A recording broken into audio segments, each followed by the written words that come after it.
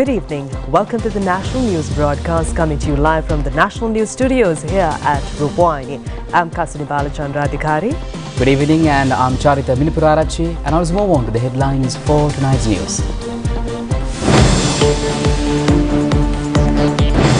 The VAT draft bill delayed due to lack of quorum is to be reintroduced to Parliament tomorrow. Signs of reduction in oil and electricity bills from January onwards. The President says the highest amount has been allocated by the recent budget for the technology sector. A government clarification on the withdrawal of security divisions from Mihintale. The United Nations says half of the Gaza Strip's population is suffering from hunger.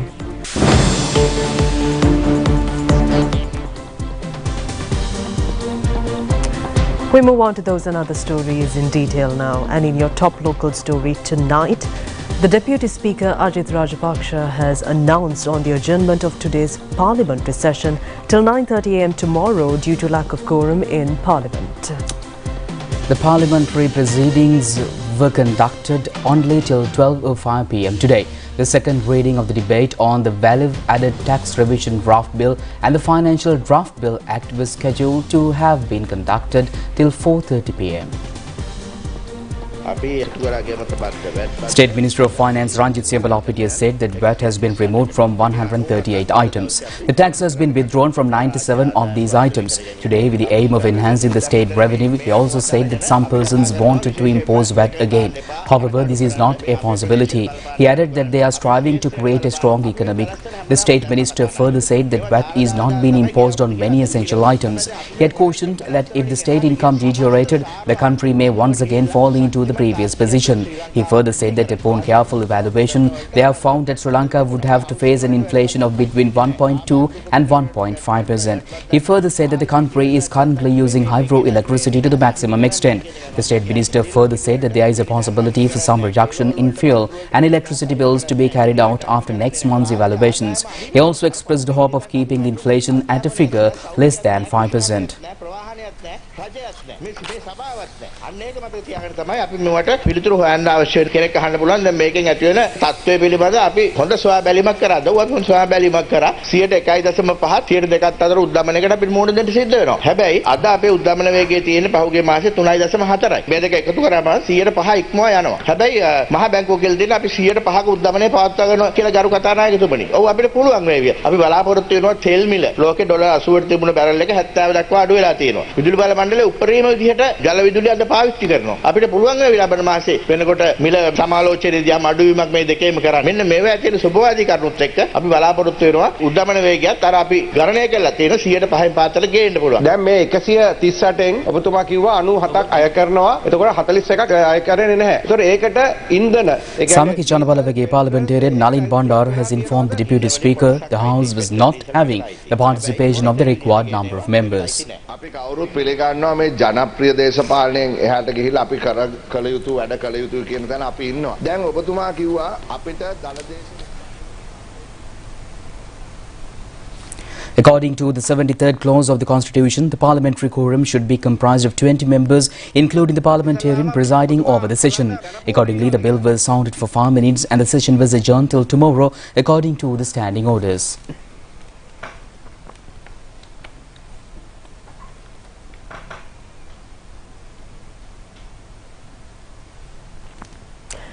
State Minister of Finance Ranjit Siyambalapitiya says accusations being levelled by the opposition regarding the VAT amendment bill are false. He further says that this will be revealed to Parliament once again tomorrow. Opposition leader Sajid Premadasa said that the government is not in a position to present to Parliament the actual list of items being subjected to VAT. 97 items have been withdrawn from the VAT list.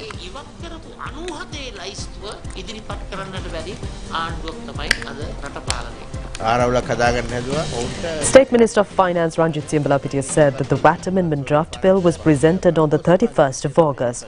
This has clearly stated which items come under VAT and which are free from VAT. He further said that the opposition, instead of searching for quorum, should have looked into the issue pertaining to VAT. He further said that the tax amendment bill will be presented to Parliament again tomorrow for approval.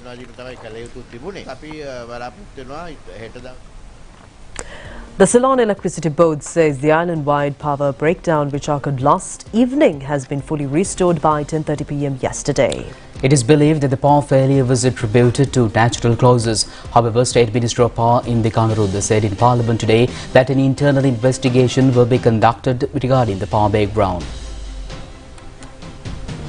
The power interruption, which has commenced around 5 p.m. throughout the island yesterday, is suspected to have been caused as a result of a lightning strike on a high-powered power cable system between Kotmale and Begama.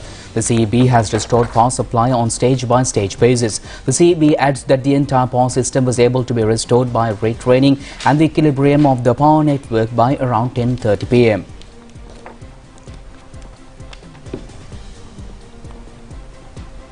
Opposition leader Sajith Premadasa said that the power breakdown of the entire country due to shortcoming in one reception route become a serious issue concerning the economy and the daily routine of the general public. The members has reiterated the need to conduct an investigation with honesty and transparency in this regard. State Minister of Power and Energy Indi Kanarudda said that an investigation has already commenced through collaboration of the Electricity Board and the Ministry of Power and Energy. He further said that at time of the incident, only 300 megawatts of power were being generated at the Norachole Core Power Station. The remaining power supply was made through hydroelectricity power generation. He added that a cable system carrying power generated through hydroelectricity was disrupted due to the inclement weather condition. The State Minister also said that there had been no possibility to restore a normal automatically. At the time of the incident, there had been a need for 1,500 megawatts of electricity. However, due to the difficulty of retaining 300 megawatts of power under such circumstances, the destabilizing of the Norachole power station has become inevitable.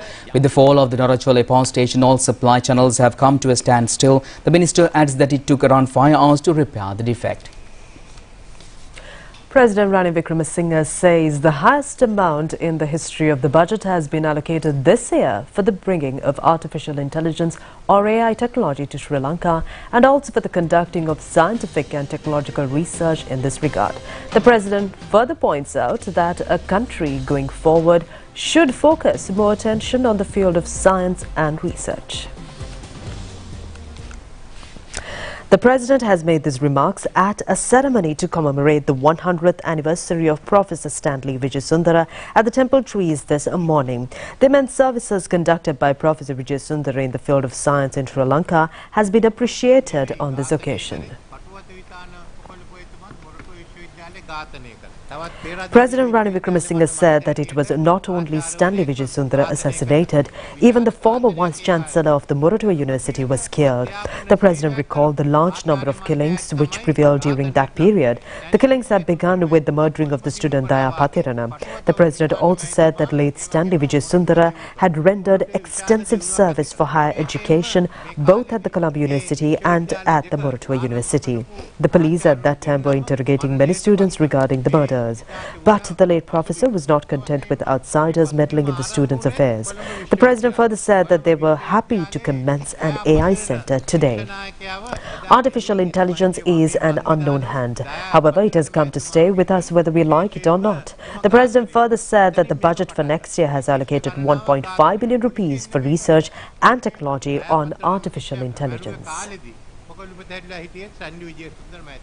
පොලිසියට ඕමනා වුණා එහා ඇවිල්ලා ශිෂ්‍යයන් ගණනාවක් ප්‍රශ්න කරන්න. එතුමා ඉඩ දුන්නේ නැහැ. මටත් කතා කරා මම එතුමාට කතා කරනවා නෑ මේක ශිෂ්‍ය වැඩ කටයුත්ත. මේකට අත ගහන්න ගියොත් විශාල ප්‍රශ්නයක් ඇති වෙයි කියලා. මම හිතුවා එතුමා ඒක එදා ඉඩ දුන්නා නම් භාග්‍ය වෙලාවට එතුමාට තිබුණා ජීවතුන් අතර ඉන්න. එතුමාගේ ඝාතනයෙන් අපිට ලංකාවේ උසස් අධ්‍යාපනයටත් ඒ වගේම විද්‍යාවටත් සහයෝගය දෙන්න පුළුවන් හොඳ මොලයක් අපිට නැති වුණා. අද විශේෂයෙන්ම AI මධ්‍යස්ථානයේ ආරම්භ කළා තියෙන කෘත්‍රිම බුද්ධිය. අද ලෝකේ පවත්වන්නේ කෘත්‍රිම බුද්ධිය අනුව. අපි නොදන්න කාරණයක්. කෘත්‍රිම බුද්ධිය කොහොමද යන්නේ දියුණු වෙන්නේ කියන එකත් ප්‍රශ්න. කෙසේ හෝ මේකෙන් අපිට ඈත් වෙන්න බෑ. ඒ අපි කැමති වුණත් අකමැති වුණත් AI මෙතෙන්ට තිබෙනවා. එහෙනම් AI තාක්ෂණය අපි ලබාගෙන වැඩ කරන්න ඕනේ. ඒක නැතුව ඒ වැඩ කටයුතු කරන්න බෑ. ඒ සඳහා AI තාක්ෂණය ලබා ගන්නට එන අවුරුද්දේ අයවැයෙන් රුපියල් බිලියන 1.5ක් වෙන් කරලා තියෙනවා. මම විශේෂයෙන් මේ ශාස්ත්‍රයේ ඉන්න අයට මුණ ගැහිලා සමහර කතා කරා අනික් අය එක්ක කතා කරන්න ලෑස්ති. ඒ නිසා මේ මුදල වෙන් කරන පළවෙනි වතාවට ලංකාවේ AI දැනුම ඉදිරියට ගෙනියන්න. මේ පමණක් නෙමෙයි අපි සාකච්ඡා කළා තවත් බිලියන 8ක් වෙන් කරලා තියෙනවා විද්‍යාව සඳහා පරීක්ෂණ. කිසි දවසක මේවා මෙහෙම මුදල් වෙන් කරලා තිබුණේ අපි ඉදිරියට යනවා නම් අපි විශේෂයෙන් මේ පරීක්ෂණ කරන්න තියෙනවා. විද්‍යාව ගැන දැනගන්න තියෙනවා. Opening of the Stanley Vijayasundara AI Centre at the Colombo University was also conducted in parallel to the event. The President has also declared open the statue of Professor Stanley Vijayasundara.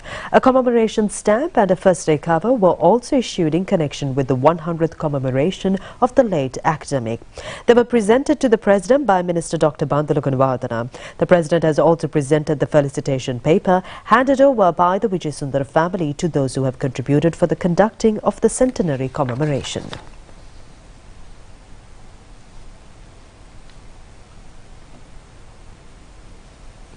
State Minister of Defence Pramita Bandarathenakone says officials of the 3 armed forces and the Civil Defence Task Force personnel deployed in various forms of activity at the Mihintale sacred site will be withdrawn. The State Minister has informed Parliament today that a problematic situation has arisen regarding the self-respect of these security forces personnel numbering 252. State Minister of Defence Pramita Bandarathenakone said that 252 security force personnel are engaged in duties in Mihintale. In certain instances, services of additional officials were provided for the engagement in work in the temple. Intelligence Division officials have been deployed for the protection of tourists after the 7th of October. The security office is not available to the temple in civilian clothes. He said that if the prelate of the temple feels that the presence of security officials inside the premises is a threat, they are prepared to withdraw all 252 officials. The Department of Meteorology forecasts more rain in many parts in the island tonight as well. Heavy downpours are reported to be taking place in many areas, including the Central Highlands. A 200-acre portion in the Aswadama village in Kelipanavala in Haldamulla area has been subjected to an earth slip. Our correspondent says 141 members in 31 families have been withdrawn from this area. The Haddon Bhagavantalawa Balangoda main road has been reopened for vehicle traffic. The road was obstructed due to a falling of an earth mound during heavy rainfall.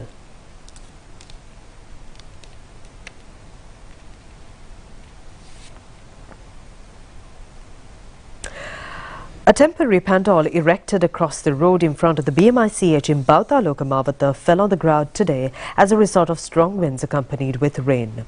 Vehicle transport between Boralla and Thumulla was obstructed due to this incident. The Bibirattava reservoir in the Mahavali B zone has started overflowing due to heavy rainfall. The Mahavali officials say the lake, with a capacity of 40,000 acre-feet, would be able to irrigate water without any shortcomings in the Yala season. Waters of the Bibirattava reservoir flow to the Madroya across Kudaoya. And meanwhile, a meeting between Indian High Commissioner Gopal Bagle and Prime Minister Dinesh Gunawardena has taken place at Temple Trees today. The Indian High Commissioner has met the Prime Minister prior to leaving for India after completion his tenure as an envoy in Sri Lanka. The Prime Minister has extended gratitude for the cooperation extended by the Indian ambassador to enhance cooperation between the two countries during his period in office. He further said that the bilateral historical bondage and diplomatic fraternity are external in nature. The outgoing High Commissioner has expressed optimism over the Sri Lanka's government extending the same support that he had received to the new appointee as well. State Minister of Finance Shahan Semasinghe says that prior to the commencement of the second stage of the Aswasuma program, the government is prepared to engage in an extensive evaluation of the first stage of the program. He further says that they will take into consideration of the problems encountered in the implementation of the first stage as well as proposals presented by numerous sectors. It is hoped to convene applications for the second stage in January. The amendments to be carried out according to facts unveiled in the evaluation process are expected to be implemented in the next stage. Installments for the month of October on behalf of 1,460,932 have already been credited to the accounts. The representatives in an increase of 29,932 in comparison to the number of recipients of the September installment, which amounted to 1,377,000. The State Minister adds that the increased amount also includes the recipients identified through the appeals process, which has also all those recipients whose installments were delayed due to problems relating to the opening of accounts. State Minister Shahan Semasinghe further points out that the aim of the government is to select the most appropriate group by increasing the number of welfare beneficiaries to 2 million. He adds that the government has set aside a sum of 205 billion rupees for the purpose in the year 2024. The Pinnavela Elephant Orphanage has recorded an income this year which is more than 310 million rupees earned last year. Deputy Director Navoda Besinghe says a considerable income is expected during this month as well. The Pinnavela Elephant Orphanage has earned an income of 161 million rupees last year. The income for this year as at November 30th was 471 million rupees. The income may exceed 500 million rupees by the end of this month. Tickets are being provided to remain within the orphanage until 5 p.m. However, the spectators are allowed to stay until 6 p.m.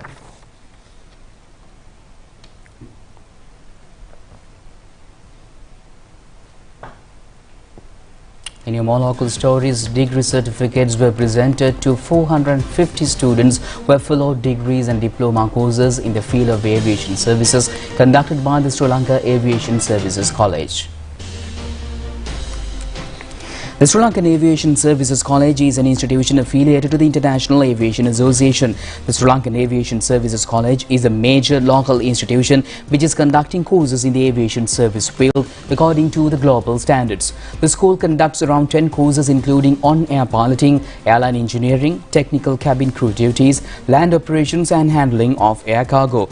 In addition to the conducting of the courses, the college is also engaged in training around 3,000 employees in the Sri Lankan Aviation Service. It was only after 5 years that a degree certificate presentation for the course participant was conducted.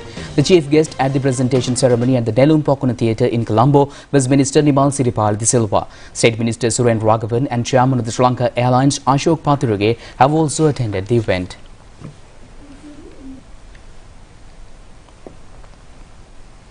An increase in the number of dengue patients has been witnessed in Mathale. The Mathale Municipal Council is conducting a series of programs to enlighten the general public in controlling the spread of this disease. Dengue වගකීම අපේ අරමුණයි. ජාතික රූපවාහිනිය සමග මෝටින්. Dengue නැති හැටක්. A series of street plays were conducted to educate the general public recently. The programs have been implemented according to a concept of Mathale Municipal Commissioner Nishanta Maya Dunne. District Secretary Tejani Tilakaratna has also joined in watching the street plays.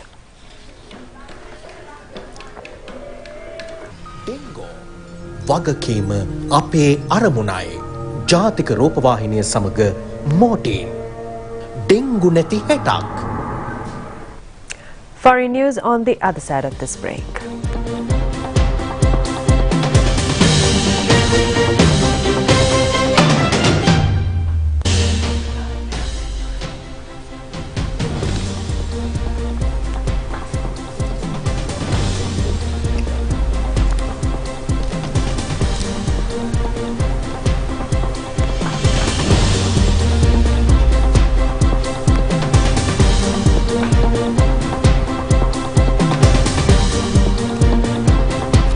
Come back and moving to the international stories. The United Nations organization has warned that half of the Gaza's population is thriving as fighting continues. Deputy Director of the UN World Food Programme said only a fraction of supplies needed have been able to enter the strip, and 9 out of 10 people cannot eat every day. The World Food Programme says the conditions in Gaza have made deliveries almost impossible. Israel says it must continue airstrikes on Gaza to eliminate Hamas and bring Israeli hostages home. Israel Defense Forces spokesman said that any death and pain to a civilian is painful. But they don't have an alternative. Only the Rafah crossing bordering Egypt has been open, allowing limited quantities of aid to reach Gaza. This week, Israel agreed to open the Kerem Shalom crossing from Israel into Gaza in the next few days, but only for the inspection of aid lorries. The trucks would then go to Rafah to cross into Gaza. People in Khan Yunis in the south of Gaza, a city now surrounded on 2 fronts by Israeli tanks, say the situation there is dire. Khan Yunis has been the focus of heavy airstrikes in recent days, and the boss of Nazar Hospital there said his team had lost control over the numbers of dead and wounded arriving at the facility. Israel says Hamas leaders are hiding in Khan Yunis, possibly in an underground network of tunnels, and that it is fighting house to house and shaft to shaft to destroy the group's military capabilities. And at least 6 people died after tornadoes and severe storm tore through parts of Tennessee on Saturday. Buildings were reduced to rubble and communities were plunged into blackouts with extreme weather battered parts of the southern U.S. state. 3 of the deaths were reported in northern suburb of Nashville in the state capital. 2 adults and a child were killed in the city of Clarksville, around 50 miles to the northwest. Joe Pitts, the city's mayor, has declared a state of emergency, including a 9 p.m. curfew which will remain in place on Sunday. Another 23 people in the surrounding area has been hospitalized, the Montgomery County government said. As of 9:30 local time, almost 60,000 people were without power.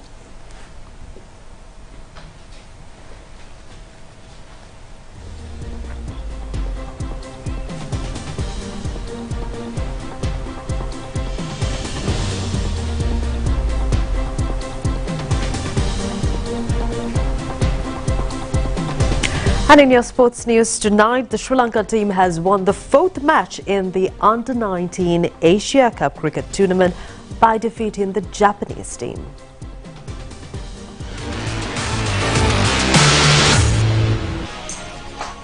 The match was played at the ICC Academy Cricket Stadium in Abu Dhabi. The Japanese team batting first ball after 75 runs in 30 overs and 3 deliveries. Charles Ince was at 36. Malsha Tharupati has captured 3 wickets for 26 runs. The Sri Lankan team, chasing a victory target of 76 runs, fulfilled their aim in 12 overs and 2 deliveries, losing only 3 wickets. Sinath Javadana was unbeaten with 26 runs. Japanese bowler Kefir Lake has received 2 wickets for 27 runs. පන්දුවේදී ජපාන ක්‍රීඩක කීෆර් lake ලකුණු 27කට කඩු දෙකක් විදහෙළුවා. The New York Strikers team has won the Abu Dhabi T10 cricket tournament trophy by beating the Deccan Gladiators team by 7 wickets in the final. The Gladiators team at the end of 10 overs has scored 91 runs for the loss of 5 wickets. The New York Strikers team has scored the required 94 runs, losing only 3 wickets at the end of 9 overs and 2 deliveries.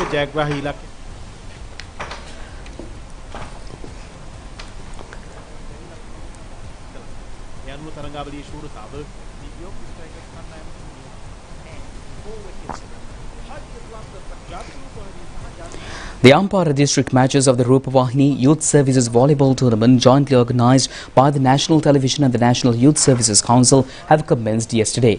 16 men's teams and 3 women's teams representing 19 divisional secretariat divisions in the Ampara district have completed at the Senaratna Somaratna Indoor Stadium in Ampara.